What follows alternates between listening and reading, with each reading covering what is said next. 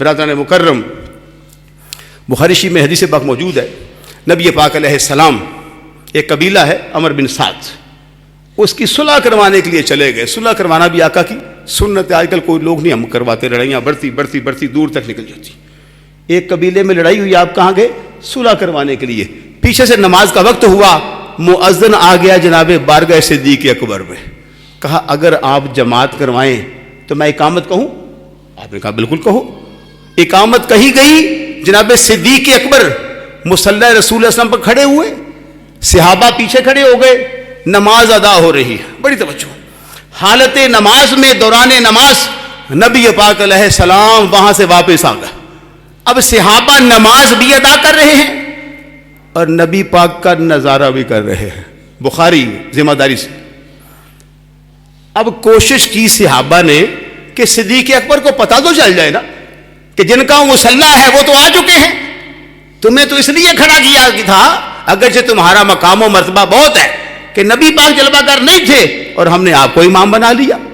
اب آقا تشریف لے آئے ہیں تو اب کیا کیا؟ مسلسل ہاتھ پہ ہاتھ مار کے نا انہوں نے بتایا کہ صدیق اکبر کو پتہ چل جائے. اور حدیث میں یہ بھی لکھا ہے کہ صدیق اکبر کی نماز کو تیرے میرے جیسی نہیں تھی. وہ کسی نے کہا تیرا دل کھڈاوے منڈے کڑیاں پڑھے نماز مسیتی. درویش کہتے ہیں تیرا دل کھڈاوے منڈے کڑیاں پڑھے نماز مسیتی، دنیا دارا رب دے نال بھی 420 طے کیتی. تو نماز وہ ہو جس میں اللہ کی حضوری. سلطان بہو بھی کہتے ہیں باج حضوری نہیں منظوری، توڑے پڑھن پہ بانگ سلاتا ہوں. دعا کیا کہ اللہ میں نماز بھی حضوری قلب سے ادا کرنے کی توفیق عطا فرمائے. تو جناب صدیق اکبر کے بارے میں حدیث کہتی ہے کہ آپ جب نماز پڑھتے تھے تو دائیں بائیں متوجہ نہیں ہوتے تھے. صحابہ کے اس شور پر بھی صدیق اکبر متوجہ نہیں ہوئے، لیکن جب وہ آواز اتنی بڑھ گئی کہ مہویت میں فرق آیا، استغراق صدیق اکبر میں فرق آیا، تو تھوڑا سا جب متوجہ ہوئے تو دیکھا نبی کریم علیہ السلام جلوہ گر پہلی صف میں. آپ نے کہا ابو بکر نماز پڑھاؤ. بس یہ کہنے کی دیر تھی، جناب صدیق اکبر کو چاسا چڑھ گیا. اتنی خوشی ہوئی کہ آقا مجھے اپنی موجودگی میں فرما رہے ہیں کہ نماز کو جاری رکھو.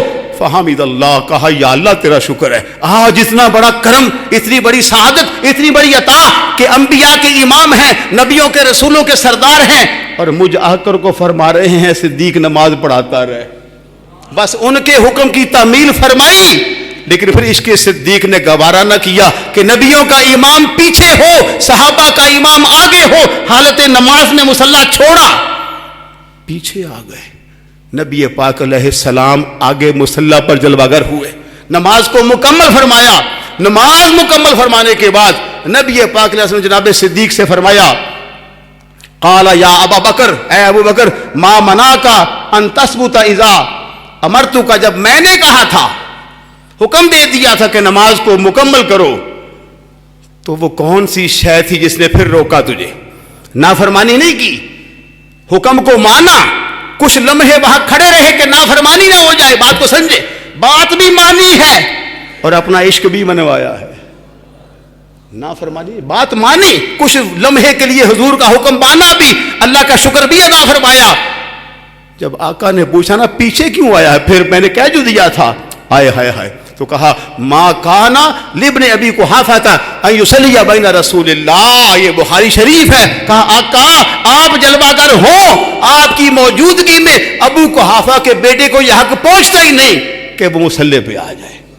حالانکہ نماز پڑھانا عبادت ہے، سب سے اعلیٰ عبادت ہے. اس کی ابتدا میں فضائل بیان کر چکا ہوں، لیکن صدیق اکبر نے یہ سکھایا اور یہ بتایا کہ جب نبی علیہ السلام جلوہ گر ہوں تو صدیق کا مقام ان کے قدموں پہ ہے، نہ کہ ان کے مصلی پر ہے. اور حالت نماز ہے. آج لوگ نماز کے بارے میں جو چاہتا ہے کہتے پھرتے. اور میں نے کہا بخاری تو پڑھو.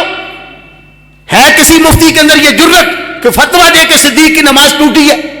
چیلنج ہے میں روئے زمین کے مفتیوں کو میں کرتا ہوں، بتائے کوئی. اور نقل بھی امام بخاری نے کی ہے اور بخاری شریف میں کی ہے، جس کے بارے میں عقیدہ یہ ہے کہ اللہ قدوس کی کتاب قرآن مجید کے بعد اگر کسی کا کتاب کا مقام و مرتبہ آتا ہے اس کتاب کو بخاری شریف کہتے ہیں. تو اگر صدیق کی ایسے نماز ہو گئی تھی کہ نبی کریم کا چہرہ مبارک دیکھا تھا، صحابہ کی بھی ہو گئی تھی، تو مجھے کہنے کی اجازت دے دو کہ جب سچے دل سے حضور کے قلب سے حضور کا تصور آ جائے تو پھر تیری بھی ہو جائے گی۔ بات یہ ہے کہ اس مقام پہ اپنے آپ کو کھڑا کیجیے، اس مقام پہ اپنے آپ کو لے کے آئیے۔ اللہ قدوس کی بارگاہ میں دعا ہے کہ مالک الملک مجھ کو اور آپ کو وہی بات جو اقبال نے کہی ہے کہ تڑپنے پھڑکنے کی توفیق دے، دل مرتضیٰ سوز صدیق دے۔